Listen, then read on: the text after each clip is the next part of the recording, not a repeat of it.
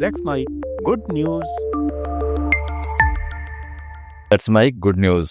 भारतीय रेल ने मुंबई और कोलकाता के बीच डोर टू डोर फ्रेट और पार्सल सेवा की शुरुआत की है। अब ग्राहक अपना सामान सीधे गोदाम से अंतिम डिलीवरी पॉइंट तक रेल मार्ग के जरिए मंगवा या भिजवा सकेंगे। अगर वह घर भी शिफ्ट कर रहे हैं तो सामान को इस सेवा से एक शहर से दूसरे शहर भेजा जा सकता है। रेल मंत्रालय के अनुसार नई सेवा के तहत रेलवे अब छोटे से छोटे पार्सल को भी घर से उठाकर गंतव्य तक पहुंचाएगा। इसमें घरेलू सामान, ल्यूब ऑयल, उपभोक्ता वस्तुएं, दवाएं, इलेक्ट्रॉनिक उत्पाद और FMCG आइटम शामिल हैं। इस सेवा से ग्राहकों को 7.5% तक की लागत में बचत और 30% तेज डिलीवरी मिलेगी, जो अब तक की सड़क परिवहन व्यवस्था की तुलना में कहीं बेहतर होगी। इस संबंध में रेल मंत्री अश्विनी वैष्णव ने बताया है कि रेलवे अब सिर्फ कोयला, इस्पात या सीमेंट जैसी भारी वस्तुओं के अलावा पूरी लॉजिस्टिक्स स्पोर्ट्स देने वाला आधुनिक नेटवर्क बन रहा है। रेलवे ने कंटेनर कॉरपोरेशन ऑफ इंडिया के साथ मिलकर 3 नई पहल शुरू की हैं। इनमें उत्तर प्रदेश में एकीकृत लॉजिस्टिक हब, दिल्ली कोलकाता के बीच टाइम बाउंड कंटेनर ट्रेन सेवा और मुंबई कोलकाता के बीच door to door parcel service है। मंत्री वैष्णव ने बताया कि डोर टू डोर सेवा देश की लॉजिस्टिक प्रणाली में क्रांति लाएगी।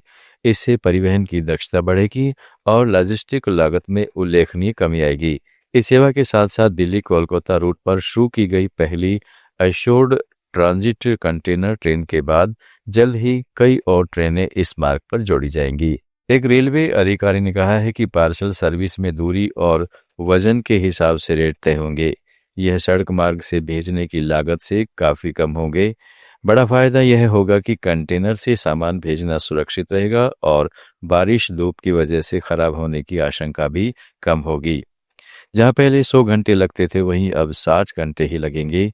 रेलवे की इकाई ई कंटेनर लॉजिस्टिक साइट या ऐप पर लॉगिन कर बुकिंग कर सामान पार्सल करा सकेंगे। वैसे तो अब घर के किसी कोने में अपना घोंसला बनाकर बैठी गौरैया गांव शहरों से गायब होती जा रही है, लेकिन राघवेंद्र चौधरी नाम के वरिष्ठ जन ने तय कर लिया है कि इन गौरैयों को वापस लाना है। इसके लिए उन्होंने एक मुहिम शुरू की है। राघवेंद्र सिंह ने पहले तो अपनी कमाई से कई जगह नारियल के खोल से बने बर्ड नेस्ट को लगाया है, पर अब उन्होंने लोगों को इस मुहिम से जोड़ने के लिए बर्ड नेस्ट को सस्ते दाम पर बेचना शुरू कर दिया है। नेस्ट के लिए वह पैसे इसलिए ले रहे हैं ताकि लोग इनका ध्यान रखें।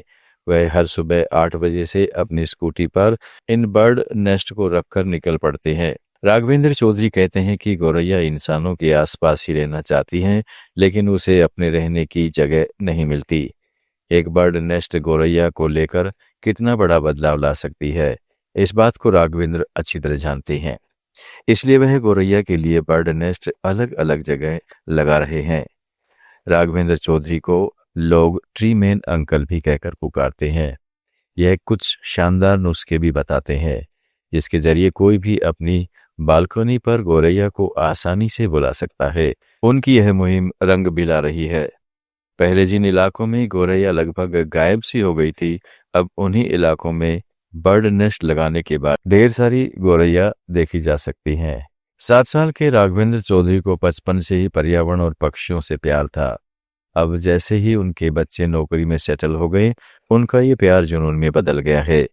पिछले 4 साल से वह अपना सारा कामकाज छोड़कर सिर्फ और सिर्फ पर्यावरण की सेवा में लगे हुए हैं। वह पहले ट्रैक्टर पार्ट्स का बिजनेस किया करते थे। पिछले 4 साल में अब तक राघवेंद्र चौधरी 10,000 से ज्यादा पेड़ लगा चुके हैं। इतना ही नहीं, वह गली नुक्कड़ चौराहे पर खड़े होकर माइक से लोगों को जागरूक भी कर रहे हैं। उनका अपना कोई NGO नहीं है और न ही वो किसी से मदद के रूप में कोई पैसा लेते हैं। वे कहते हैं कि पर्यावरण के लिए जितना भी कुछ किया वो सब अपनी कमाई से किया। गुड न्यूज में आज इतना ही। जुड़े रहिएगा लेट्स माइक के साथ। आप सुन रहे थे let's make more than radio. Follow कीजिए हमें हमारे सोशल मीडिया प्लेटफॉर्म्स पर। It's time for news. It's time for more than radio.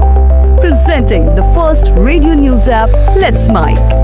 Let's Mic, a news-based app on